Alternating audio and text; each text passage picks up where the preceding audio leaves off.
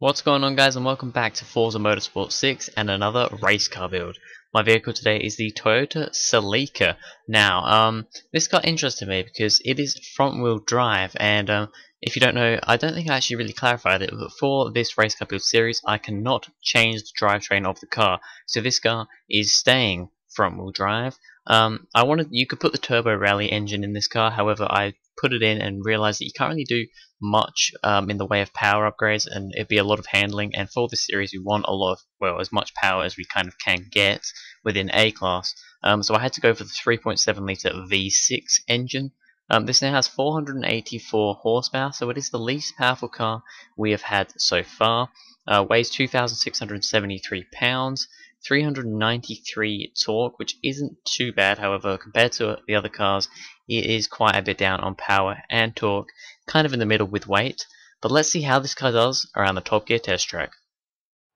Alright, so here we go on to the track with the Celica. How is this car going to do? So this is the third car we've had on the series so far, and it is the first front wheel drive car. The other two cars we have had have both been rear wheel drive. So this is the first front wheel drive car we have had. How do I think it's going to do? I'm not really too sure. Like I said, it doesn't have the power at all, really, of the other cars. We've done exactly the same as we've done with both cars so far and outbraked ourselves into the first corner. That happens every single time. Every car we've had so far has done that. We've outbraked ourselves on the first corner, but that's fine. So yeah, this is a front wheel drive car, so it's going to be interesting to see how this kind of is different to the other cars we've had so far. So the current leader is the Holden VL Commodore with a 120.933. That is the time we're trying to beat. We have 5 laps to do so around the Top Gear test track. So how is this going to go? First of all, this is quite a lot different to drive than the other cars. I mean, the Ford Capri was really slidey, and the Commodore wasn't too bad. The Commodore had quite a lot of grip, however more on the slidey side. This car, not sliding from the rear end, however, because it's front wheel drive, we are having a few kind of understeer problems, mainly when going onto the power.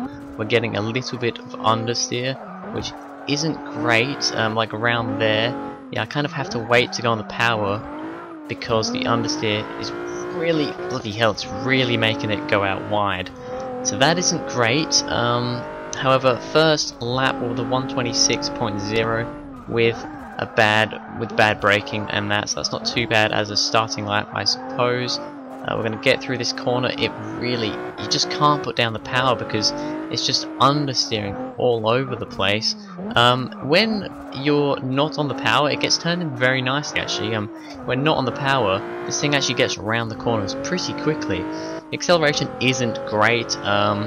That's going to be because of the power. We are just down on power compared to the other cars. However, one good thing is that we're not having the crazy wheel spin of that Capri.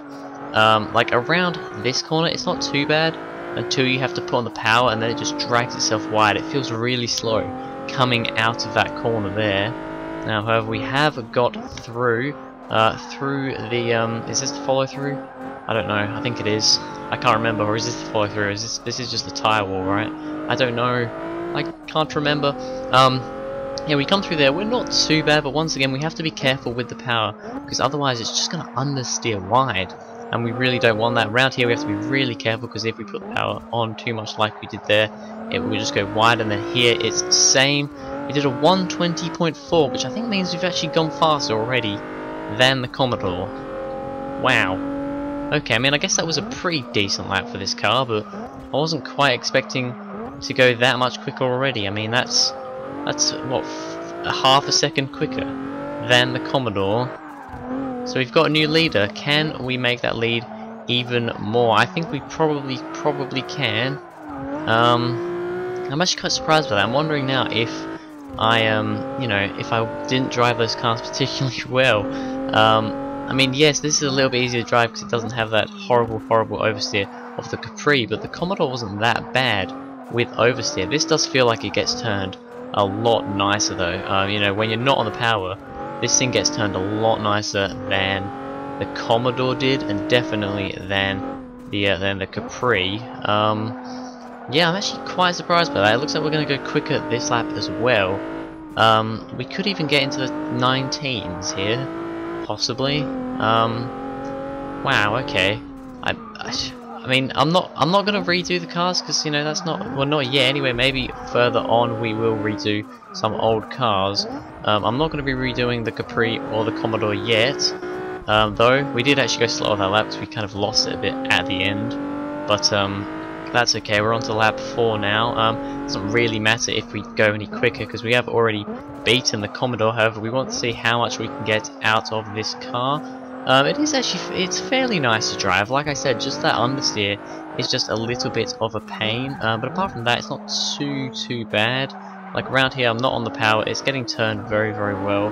As soon as I get on the power, though, we have a few little issues.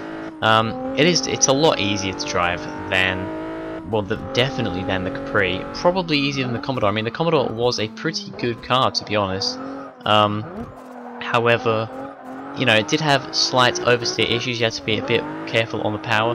This, you don't necessarily have to be careful on the power.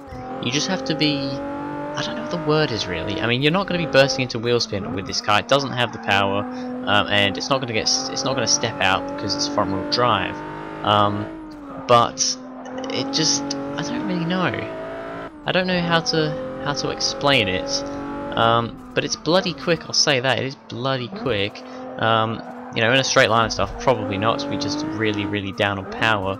I reckon this is just a well-balanced car. I reckon that's why we went so quickly. We're now onto the final lap. I don't know if we're going to go any quicker. That 120.4, I think, was actually a pretty damn good lap. I wasn't really expecting it.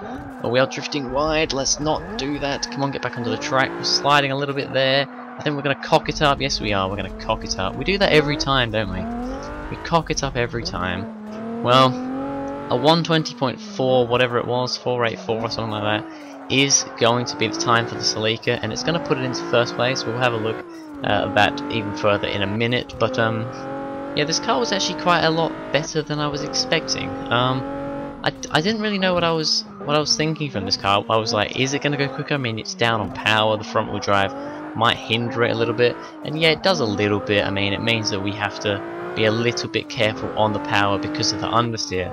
However, you don't have to be as careful as you did in the Capri, and probably not even in the Commodore. I think that's probably why it goes quicker, because it's just, I mean, around these long corners as well, the Capri and the Commodore could be a little bit annoying with the oversteer. This is a little bit more manageable, and I think that's why this goes quicker, because it's just a little bit easier to drive than those two cars.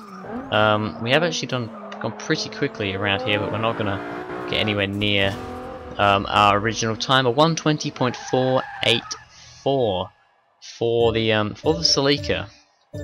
Wow, okay, I wasn't quite expecting that. I will be honest. I don't know if I was expecting it to win. I don't really know.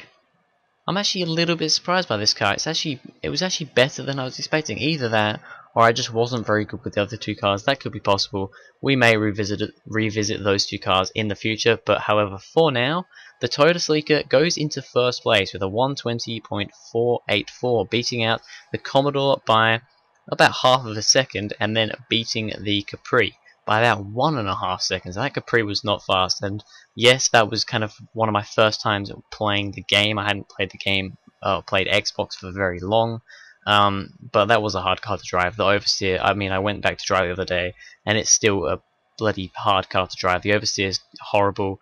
Even the brakes are not amazing, and it locks up quite a lot. This car, no issues. Locking up with the brakes, not a problem. A little bit of understeer, however, the actual car itself was not too bad. But anyway, that's going to be it for this video, guys. Thank you very much for watching. If you enjoyed, please go ahead, like and subscribe. Comment what other cars you would like to see race car builds of in Forza Motorsport 6. And I will see you guys in the next video.